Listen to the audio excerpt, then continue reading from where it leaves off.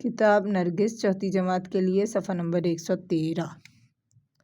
अच्छा, यहाँ पे शोशों का ख्याल रखते हुए गिनती लिखें। अच्छा, शोशे ये क्या होता है? ये जो हम यू टर्निंग पॉइंट्स होते हैं ना, जिस तरह ये है गोल फिर गोल, ये क्या है? शोशे कहलाते हैं। सही है। तो यहाँ पे गिनती लिखी हुई थी, इसलिए मैंने वीडियो बना दी ताकि आप देख सकें कि किस अंदाज से लिखा जाता है। ये है 31, 31। ते के ऊपर तशदीद है, ते 2 दफ़ा पढ़ा जाएगा, काफ के साथ भी और फिर ये के साथ भी। 31। इसी तरह है 32, 32। देखिए हर एक के आखिर में 30 का वर्ड आ रहा है कि ये 30 की रो है।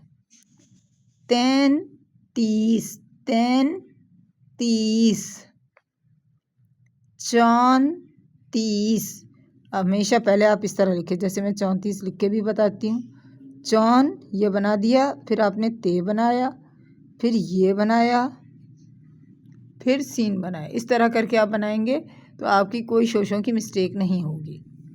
इसी तरह है 36, देखें कैसे लिखा हुआ है।